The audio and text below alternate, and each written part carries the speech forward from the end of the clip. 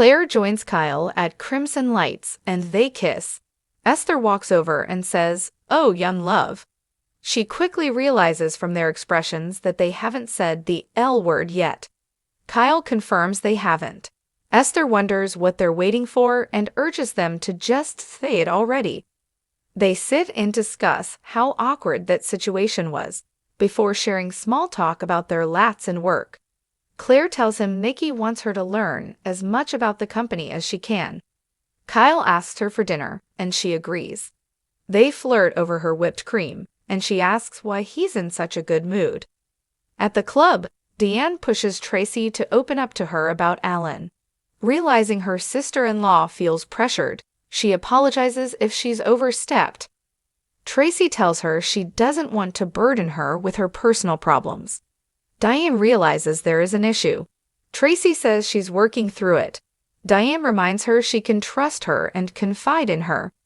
Traci sees the effort she's made to get back in the family's good graces.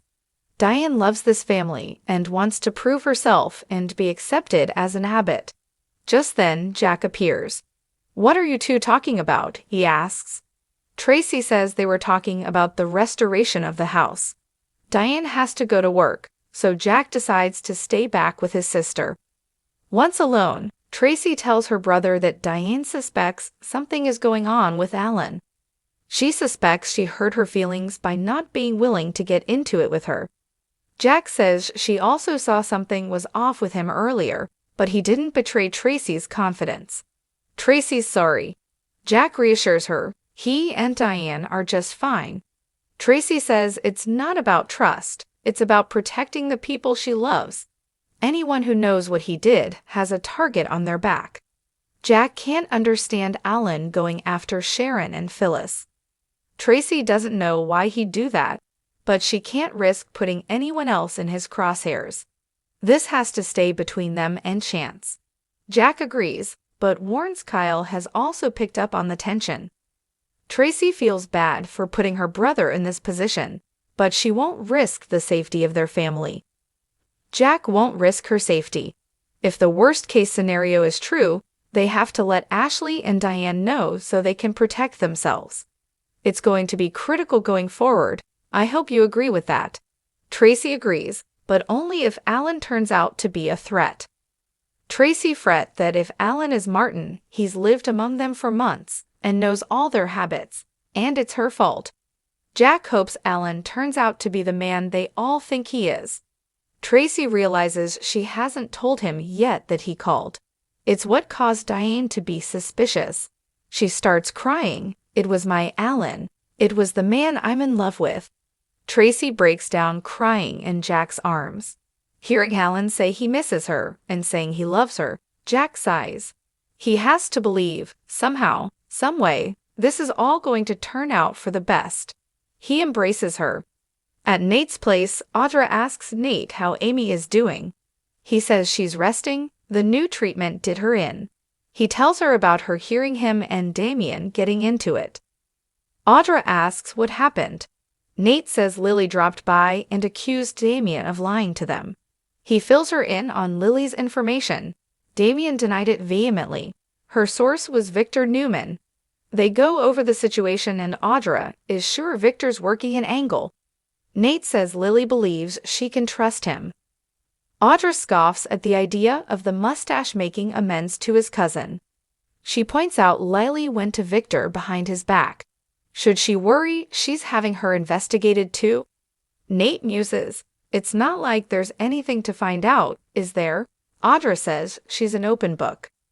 They wonder why Victor would want to make Damien look bad. Nate suggests Victor was given false information, although someone would have to be pretty clever to get away with that. Audra thinks it's possible Damien is lying. Maybe he really does have an agenda.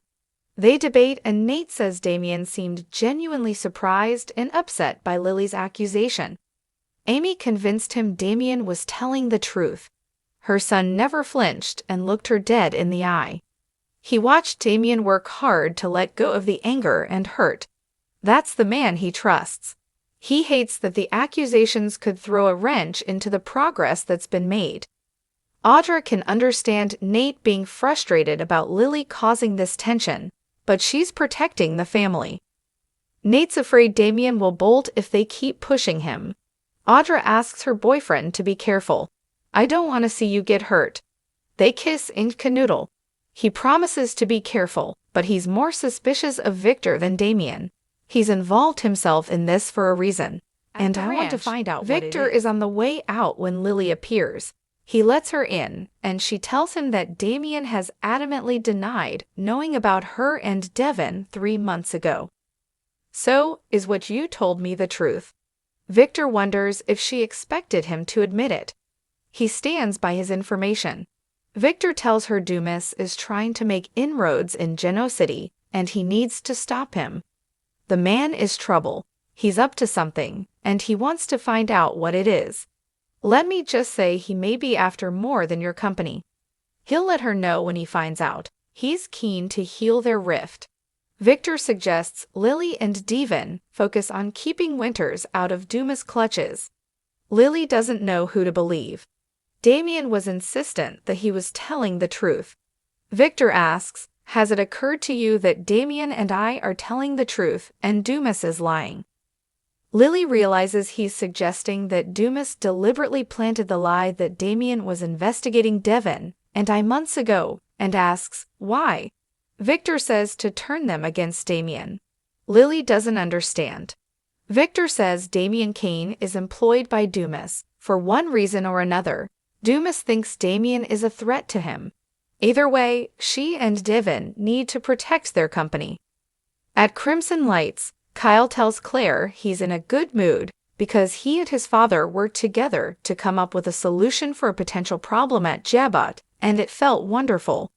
He recaps all they went through, and he laments being blind to the fact that his mom was a damn good CEO. He's just glad his family is stronger every day despite Victor's dire predictions to the contrary. Victor walks in and says, "We'll see about that." Kyle announces they're going to dinner and suggests a restaurant to Claire. Kyle says they'll stick with Society and Needles, that they might get room service. Victor ignores him. Victor keeps talking to his granddaughter and acts as though Kyle isn't even there.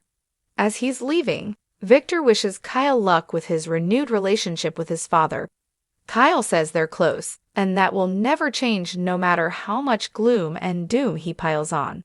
It's like his connection with Claire, real and always growing stronger. You'll just have to learn how to deal with that. Victor mutters about surprises and things not turning out as you plan.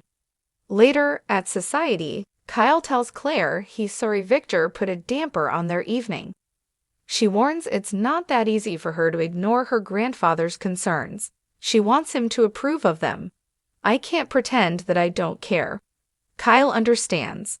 He promises never to judge her or her feelings about him. Claire thinks she knows a way this could be less of an issue, but it would require a favor of Kyle. "I would love it if you could not intentionally rub our relationship in my grandfather's face." Kyle looks taken aback. He admits he did that, maybe a little, and apologizes for upsetting her.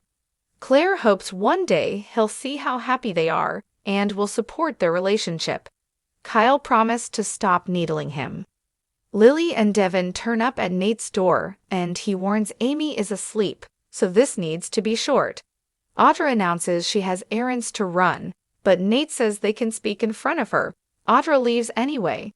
Devin admits he doesn't know why they're here. Lily says she has an update. Victor stands by his source, but he has an interesting theory. He and Damien are telling the truth and Dumas is the liar.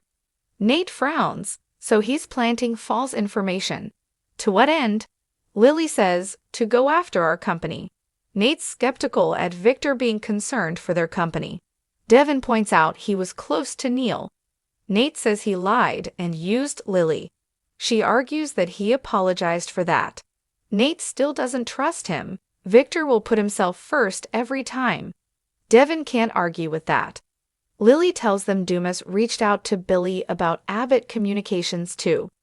Lily and Devin point out that Damien kept quiet about his connection to Dumas, which proves they need to keep their distance from him. Nate frowns. Just like that. On the word of a man who has taken advantage of us all, we ice out my brother.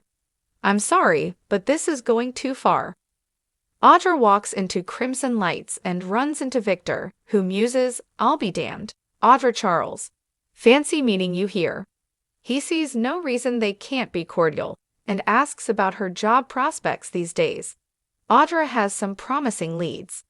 Victor asks if they can sit down one day and discuss her various options. Join me for a drink, and we'll discuss it. Back at Nate's place, he reminds his cousins that Damien is a man who just found out his mom is dying, and he has family he didn't know about. They can't keep pushing him, or they could lose him for good. He won't let that happen. Lily argues that his brother has been lying to him since day one. They can't trust him. Devin agrees there are red flags, and tells Nate he should probably slow down a bit. Nate points out they don't know what Victor's stake in all this is, and he'd trust his brother over him any day. Lily really hopes Nate's not making a mistake.